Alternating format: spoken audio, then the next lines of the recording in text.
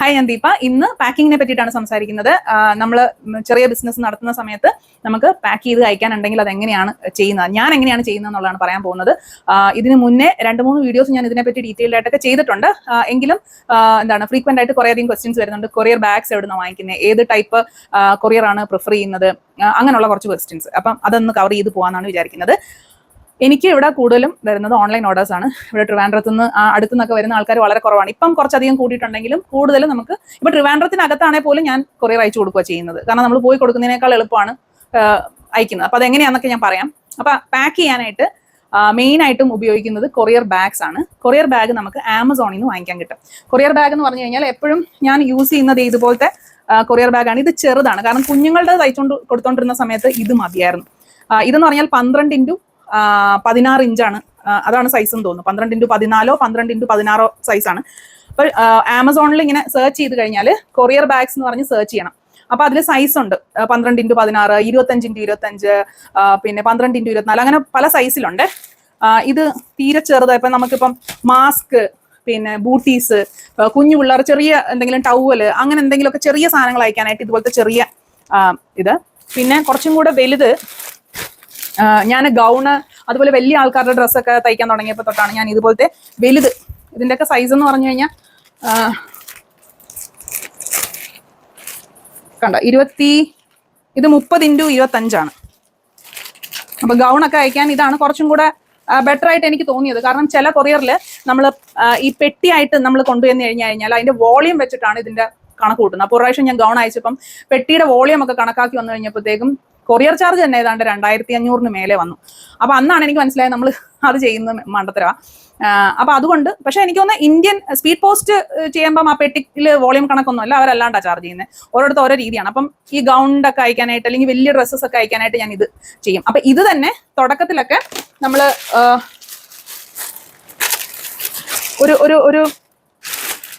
ഒരു സേഫ്റ്റിക്ക് വേണ്ടിയിട്ട് ഇതപ്പം എനിക്ക് തോന്നി ഇതൊരെണ്ണം 5 രൂപ 10 രൂപ വരും കേട്ടോ. നമ്മൾ ആമസോണിൽ നിന്ന് വാങ്ങിച്ചു കഴിയുമ്പോൾ ഒരെണ്ണത്തിന് 5 രൂപ 10 രൂപയൊക്കെയാണ്.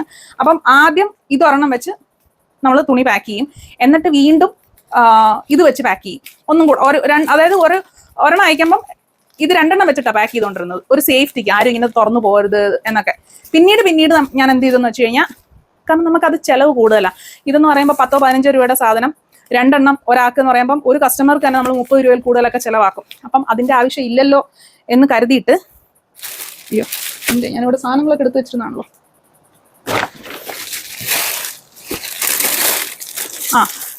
ഇതുപോലത്തെ പ്ലാസ്റ്റിക് കവേഴ്സ്, പ്ലാസ്റ്റിക് ഒക്കെ യൂസ് ചെയ്യലെന്ന് പറഞ്ഞാൽ നമുക്ക് വേറെ രക്ഷയൊന്നുമില്ല. പ്ലാസ്റ്റിക് കവേഴ്സ് പല സൈസിന്റെ മേടിച്ചു വെച്ചിട്ടുണ്ട്. ഇത് കൂടുതലും മേടിക്കാൻ തുടങ്ങിയത് നമ്മൾ ബെഡ്ഷീറ്റ് ചെയ്യാൻ തുടങ്ങിയതിന് ശേഷമാണ്. കാരണം ബെഡ്ഷീറ്റ് പൊതിയാണെങ്കിൽ ഇത് കുറച്ചും കൂടി വലിയ ഇത് വേണം. അപ്പം അതിന്റെ വലിയൊരു കവറാണിത്. അപ്പൊ ആദ്യം നമ്മുടെ തുണി ഇതിൽ പൊതിയും. ഇതിൽ പൊതിയല്ല, ഇതിൽ പാക്ക് ചെയ്യും. ഇതിൽ പാക്ക് ചെയ്ത് ഒട്ടിച്ച്, സെല്ലോ ടേപ്പ് ഒക്കെ വെച്ച് ഒട്ടിച്ചതിന് ശേഷം ഈ കൊറിയർ ബാഗിൽ പാക്ക് ചെയ്ത് എങ്ങനെയാണ് അയച്ചുകൊണ്ടിരുന്നത്. അപ്പൊ അതൊരു രീതി. പിന്നെ അപ്പൊ ഇത് ഒരുവിധം തീർന്നു തോന്നുന്നു. പിന്നെ ഉള്ളത് നമ്മൾ വീട്ടിൽ വന്ന് മേടിക്കുമ്പം ആൾക്കാർക്ക് കൊടുക്കുന്നത് എങ്ങനെയാന്ന് വെച്ച് കഴിഞ്ഞാൽ, ഞാൻ ഇതുപോലുള്ള ഈ പേപ്പർ ബാഗ്സ്, വലിയ പേപ്പർ ബാഗ് നമുക്ക് 10 രൂപ 12 രൂപയ്ക്കൊക്കെ കിട്ടും.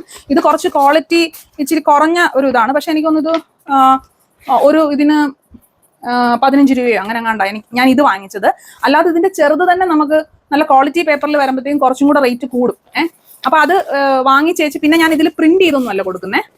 പ്രിന്റ് ചെയ്യുന്നതിന് പകരം ഇത് ഞാൻ പഴയ ഒരു സ്റ്റിക്കറാണ് കേട്ടോ. ഇത് ഞാൻ ഇതുപോലത്തെ സ്റ്റിക്കേഴ്സ് ഉണ്ടാക്കുന്നത് ഞാൻ മുന്നേ ഒരു വീഡിയോയിൽ ചെയ്തിട്ടുണ്ട്. നമ്മളിത് ഡിസൈൻ ചെയ്തിട്ട് നമ്മൾ ഈ പ്രിന്റ് ചെയ്യുന്നിടത്ത് കൊടുത്തു കഴിഞ്ഞാൽ അവരൊരു ഷീറ്റിൽ തന്നെ ഒരു 30 രൂപ കൊടുത്തു കഴിഞ്ഞാൽ ഒരു വലിയ ഷീറ്റിൽ, അതായത് അത്യാവശ്യം വലിയ ഇത്രയും വലിപ്പം വരുന്ന ഒരു ഷീറ്റിൽ നമുക്ക് സ്റ്റിക്കേഴ്സ് പ്രിന്റ് ചെയ്ത് തരും. അപ്പൊ നമ്മൾ ആ പ്രിന്റ് ചെയ്തെടുത്ത് ഇവിടെ ഒട്ടിച്ചു കഴിഞ്ഞാൽ നമ്മുടെ ബ്രാൻഡിന്റെ പേരുമായി. ഒരു കോസ്റ്റ് എഫക്റ്റീവ് വേ ആണ്. അല്ലാതെ നമ്മൾ ഈ ഒരു പേപ്പർ ബാഗ് എടുത്തിട്ട് നമ്മളിതിൽ സ്ക്രീൻ പ്രിന്റ് ചെയ്ത് കിട്ടണം അങ്ങനെയൊക്കെ ചോദിച്ചു കഴിഞ്ഞാൽ അവർ പറയും മിനിമം നമ്മൾ 1000 പീസ് എടുത്താൽ മാത്രമേ അവർ പ്രിന്റ് ചെയ്ത് തരത്തുള്ളൂ എന്ന് പറയും.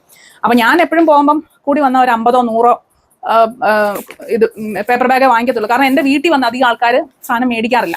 അപ്പൊ മേടിച്ചാൽ തന്നെ ചിലപ്പം വലിയ ഗൗണൊക്കെയാണ് ചെയ്യുന്നതെങ്കിൽ എനിക്ക് ഈ ഒരു ഇത് പോരാ. അപ്പൊ നമ്മൾ ഈ മറ്റേ രീതിയിലുള്ള പാക്കിങ് എടുത്തിട്ടായിരിക്കും കൊടുക്കുന്നത്. അപ്പം ഇത് അത്യാവശ്യ ഘട്ടത്തിന് വേണ്ടിയിട്ടെന്നുള്ള മട്ടിൽ ഞാൻ കുറച്ചേ എടുത്ത് വെച്ചിട്ടുള്ളൂ. അങ്ങനെ എന്തെങ്കിലും അത്യാവശ്യം വന്നാൽ മാത്രം യൂസ് ചെയ്യാനായിട്ട്. അപ്പം ഞാൻ പറഞ്ഞു പേപ്പർ ബാഗ് നമുക്ക് കൊറിയർ ബാഗ് 10 രൂപ അടുപ്പിച്ചൊക്കെ ആവും. പേപ്പർ ബാഗ് നമുക്ക് 15 രൂപ തൊട്ട് 20 രൂപ വരെ ആവും.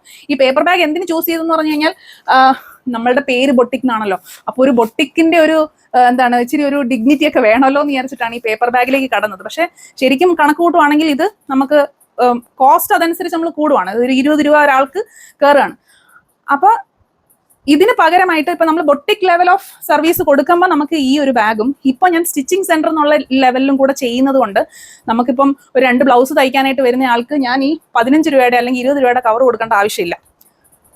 പക്ഷെ നമ്മൾ കവറിൽ തന്നെ കൊടുക്കണമല്ലോ. അങ്ങനെ ഞാൻ പിന്നെ പോയി വാങ്ങിച്ചതാണ് ഈ ക്ലോത്ത് ബാഗ് അല്ല, ഇതൊരുമാതിരി മറ്റേ ഫൈബറിന്റെ പോലത്തെ, ഫൈബറും അല്ലല്ലോ, ക്ലോത്ത് പോലെ തന്നെ ഇരിക്കുന്ന ഇതാണ്. പ്ലാസ്റ്റിക്കിന്റെ ബാഗ് നമുക്ക് കിട്ടും കേട്ടോ, പ്ലാസ്റ്റിക്കിന്റെ കവർ കിട്ടും.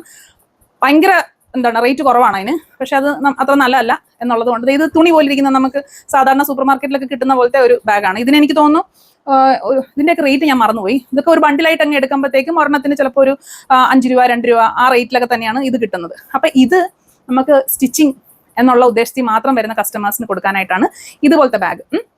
ഇനി ഇതൊക്കെ എവിടുന്ന് മേടിച്ചു എന്നുള്ളത് ചോദിച്ചു കഴിഞ്ഞാൽ കൊറിയർ ബാഗ് ഞാൻ പറഞ്ഞു, അത് ഇവിടെ ഒന്നും എനിക്ക് അങ്ങനെ കണ്ടിട്ടില്ല. ഞാൻ കൂടുതലും ആമസോണിൽ നിന്നാണ് വാങ്ങിക്കുന്നത്. പിന്നെ ഈ ബാഗ് ഇത് നമ്മൾ ആമസോണിൽ നിന്നൊക്കെ വാങ്ങിക്കുന്നതിനെക്കാട്ടിലും ലാഭമായിട്ട് നമ്മുടെ ലോക്കലായിട്ട് ഇവിടെ നമുക്ക് ചാലക്കകത്ത് പാക്കിംഗ് മെറ്റീരിയൽസിന്റെ അവിടെ ചെന്ന് കഴിഞ്ഞാൽ ഇതൊക്കെ ബണ്ടിലായിട്ട് കിട്ടും. അപ്പൊ അത് യൂസ് ചെയ്യാം. ഇനി ഇത് പാക്ക് ചെയ്യുന്നതിന് മുന്നായിട്ട് ഞാൻ നേരത്തെ പ്ലാസ്റ്റിക് കൊണ്ട് പാക്ക് ചെയ്യുമെന്ന് പറഞ്ഞില്ലേ, അതിന് പകരമായിട്ട് നമുക്ക് ഇതുപോലെ ഈ ബ്രൗൺ പേപ്പറിന്റെ പാക്കിംഗ് കവേഴ്സ് കിട്ടും. ഇതും ഇതുപോലെ ബണ്ടിലായിട്ട് എടുക്കുന്ന, ഇതും നമ്മൾ ചാലക്കകത്തുനിന്ന് മേടിക്കുന്ന പല സൈസിൽ കിട്ടും. അപ്പൊ ഇതും ഞാൻ തുണി പൊതിയാൻ തന്നെയായിട്ട് യൂസ് ചെയ്തിരുന്ന സാധനം തന്നെയാണ്, ഇപ്പോഴും യൂസ് ചെയ്യുന്നുണ്ട്. ഇതൊക്കെ ഒരു എന്താണ് ഒരു മട്ടം അനുസരിച്ച്, അതായത് ഒരു നമ്മൾ കൊടുക്കുന്ന ഒരു സർവീസിനെ ബേസ് ചെയ്തിട്ട്, അല്ലെങ്കിൽ എത്ര വലിയ ഭയങ്കര പോഷായിട്ടുള്ള പരിപാടികളാണെങ്കിൽ നമ്മൾ കുറച്ച് കൂടിയ കവർ കൊടുക്കും. ഇല്ല വെറും സ്റ്റിച്ചിങ് ആണ്, അതിന്റെ ആ ഒരു റേറ്റ് കുറവാണ്. ഇപ്പൊ നമ്മൾ 200 രൂപയ്ക്ക് തയ്ച്ചു കൊടുക്കുന്ന ഒരു സാധനത്തിന് 25 രൂപയുടെ കവർ കൊടുക്കേണ്ട ആവശ്യമില്ലല്ലോ. അതിന് നമുക്ക് 5 രൂപയുടെ 2 രൂപയുടെ കവർ കൊടുത്താൽ മതി. അപ്പൊ അതാണ് അതിന്റെ ഒരു കണക്ക്. കാര്യം മനസ്സിലായെന്ന് വിചാരിക്കുന്നു. അപ്പൊ ഈ സംഭവങ്ങളൊക്കെ പേപ്പർ ബാഗ്, ബ്രൗൺ പേപ്പറിന്റെ ഇത്, പിന്നെ ഇതുപോലത്തെ ഇത്, പ്ലാസ്റ്റിക്കിന്റെ കവേഴ്സ്, ഇതെല്ലാം എനിക്കിവിടെ ചാലയെന്നാണ് കിട്ടുന്നത്. ചാല മാർക്കറ്റിനകത്ത് നമുക്ക് ഹോൾസെയിൽ കടകളുണ്ട്. അവിടെ പോയാൽ ബണ്ടിൽ കണക്കിന് പല പല സൈസിൽ ഇട്ടിട്ടുണ്ട്. സൈസ് നോക്കുക, വില പറയുക, എടുത്തിട്ട് വരിക. അപ്പൊ ഞാൻ അങ്ങനെ ഹോൾസെയിൽ റേറ്റിന് എടുത്ത് വെക്കുന്നതാണ് ഇതെല്ലാം. പിന്നെ ഇപ്പം ബാപ്റ്റിസം സെറ്റ്, പിന്നെ ബർത്ത്ഡേ ഫ്രോക്ക്, ഇതൊക്കെ ചെയ്യുമ്പോൾ ഇങ്ങനെ ആന വലുപ്പത്തിലിരിക്കും. ഇങ്ങനെ എല്ലാം ഭയങ്കര പഫി ആയിട്ടല്ലേ ചെയ്യുന്നത്. അപ്പം അങ്ങനെയുള്ളത് കുറച്ചും കൂടെ ഒരു ലുക്കിൽ കൊടുക്കാനായിട്ട് ഞാൻ കുറച്ച് കാർഡ്ബോർഡ് ബോക്സസ് വാങ്ങിച്ചിട്ടുണ്ട്. കൊറുഗേറ്റഡ് ബോക്സസ് എന്ന് വെറുതെ നെറ്റിൽ ആമസോണിൽ സെർച്ച് ചെയ്താൽ കിട്ടും. ഞാനിതിവിടെ ലോക്കലി മേടിച്ചതാ, പക്ഷെ അത് ചുമ്മാ സാമ്പിൾ വെച്ചിരുന്ന് മേടിച്ചുകൊണ്ട് വന്നതാ. ഞാൻ ഇനി വാങ്ങിക്കുവാണെങ്കിൽ ഉറപ്പായിട്ടും ഞാൻ ആമസോണിൽ നിന്ന് വാങ്ങിക്കത്തുള്ളൂ. കാരണം അവിടെ ഇതേ റേറ്റിന് തന്നെ, ഞാൻ മേടിച്ച അതേ റേറ്റിന് തന്നെ നമുക്ക് അവിടെയും കിട്ടാനുള്ള ചാൻസസ് ഉണ്ട്. ഈ കൊറുഗേറ്റഡ് ബോക്സ് എന്ന് പറഞ്ഞത് ഇതാണേ. ഇങ്ങനെ നമുക്ക് വരും. ഇത് ഞാനിവിടെ ലോക്കലി മേടിച്ചതാണ്. ഈ പേപ്പറിന്റെ സാധനങ്ങളൊക്കെ ഇവിടെ ഒരു ഇൻഡസ്ട്രിയൽ ഏരിയ ഉണ്ട് നമ്മുടെ കഴക്കൂട്ടം സൈഡിൽ. അവിടെ പോയിട്ട് വാങ്ങിച്ചതാണ്. ഒരെണ്ണത്തിന് 40 രൂപയാണ്.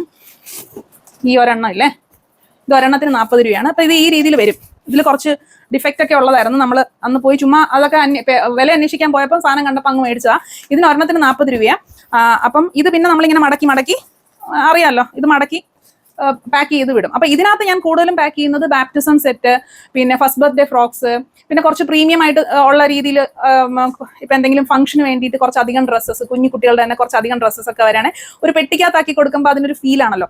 അതുകൊണ്ട് ഇത് വെച്ചിട്ട് ഇതിനകത്ത് നമ്മൾ ട്രേസിംഗ് പേപ്പർ അല്ലെങ്കിൽ മറ്റേ ലൈറ്റ് പേപ്പർ ഇല്ലേ, ലൈറ്റ് ട്രേസിംഗ് പേപ്പർ അല്ല, ബട്ടർ പേപ്പർ പോലത്തെ പേപ്പർ വിരിച്ചിട്ട് അതിനകത്ത് ഡ്രസ്സ് വെച്ച്, പിന്നെ അതിനകത്ത് നമ്മുടെ 2 കാർഡ്, താങ്ക് യു കാർഡൊക്കെ വെച്ച് ഒരു മട്ടത്തിന് അടച്ചിട്ട്, പിന്നെ ഈ ഒരു ഭാഗത്ത് ഞാൻ നേരത്തെ കാണിച്ച എൻ്റെ ആ ഒരു കാണിക്കുന്നുണ്ടോ ഇത്, ഈ ഒരു ഭാഗത്ത് ഞാൻ എൻ്റെ മറ്റേ സ്റ്റിക്കർ ഒട്ടിച്ചിട്ട്, പിന്നെ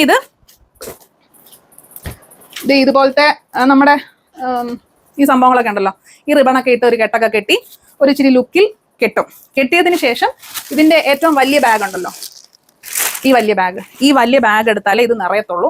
ഈ ബാഗിൽ ഇത് പൊതിഞ്ഞ് കൊറിയർ അയക്കും. അപ്പം സംഭവം കിട്ടുമ്പം ഒരു ഒരു ലുക്ക്, അത്രേ ഉള്ളൂ. അപ്പൊ ഇതിന് 40 രൂപയാണ്. നമുക്ക് 40 ഇതിന്റെ താഴോട്ടുള്ള സൈസ് അനുസരിച്ച്, ഇതിന്റെ സൈസ് വേണം ഞാൻ പറഞ്ഞുതരാം. സൈസ്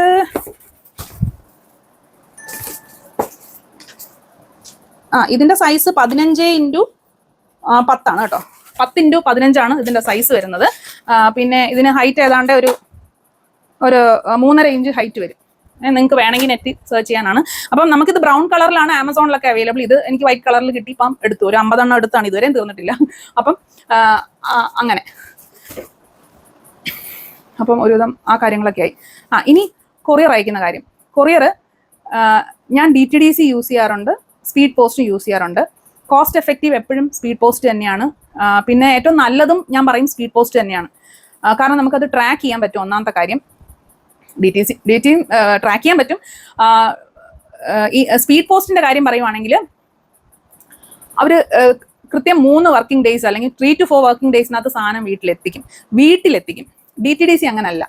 എനിക്ക് ഇവിടെ DTDC തൊട്ട് ഫ്രണ്ടിൽ തന്നെ ഓഫീസ് ഉള്ളതുകൊണ്ട് അവർ വീട്ടിൽ കൊണ്ട് തരും. എന്ത് സാധനം വന്നു കഴിഞ്ഞാലും വീട്ടിൽ കൊണ്ട് തരും. പക്ഷെ ഞാൻ മിക്ക കസ്റ്റമേഴ്സിനോടും ചോദിക്കുമ്പോൾ അവർ പറയുന്നത് DTDCക്ക് ആണെങ്കിൽ അയക്കണ്ട എന്നുള്ളതാണ്. കാരണം അവരുടെ വീട്ടിൽ കൊണ്ട് കൊടുക്കത്തില്ല. അവർ ഓഫീസിൽ നിന്ന് വിളിച്ചിട്ട് പറയും വന്നെടുക്കുന്നു. അപ്പൊ അവർക്ക് അതൊരു ബുദ്ധിമുട്ടാണ്. അതുകൊണ്ട് DTDC ഞാൻ അങ്ങനെ പ്രിഫർ ചെയ്യാറില്ല. പിന്നെ ചിലർ പറയും അവർക്ക് DTDC തന്നെ മതി. ചിലതിന് മറ്റേ 72 hours 24 hours എക്സ്പ്രസ് ഡെലിവറി ഒക്കെ DTDCക്ക് മാത്രമേ ഉള്ളൂ. ഇന്ന് അയച്ചാൽ നാളെ തന്നെ കിട്ടുന്ന ഫെസിലിറ്റി ഒക്കെ DTDCക്ക് ഉള്ളൂ. അപ്പൊ അങ്ങനെ വേണമെന്ന് പറയുന്നവർക്ക് മാത്രമായിട്ട് DTDC നമ്മൾ അയച്ച് ചെയ്ത് കൊടുക്കാറുണ്ട്. എനിക്ക് എളുപ്പം അതാ, തൊട്ട് ഫ്രണ്ടിലോട്ട് ഇറങ്ങിക്കഴിഞ്ഞാൽ DTDCയുടെ ഓഫീസുണ്ട്. പിന്നെ സ്ഥിരമായിട്ട് ഞാൻ ചെയ്യുന്നത് സ്പീഡ് പോസ്റ്റ് ആണ്. സ്പീഡ് പോസ്റ്റ് ആകുമ്പോൾ ഒരുവിധം നമുക്കൊരു ഐഡിയ ഉണ്ട് എത്ര രൂപയാവും എന്നുള്ളത്.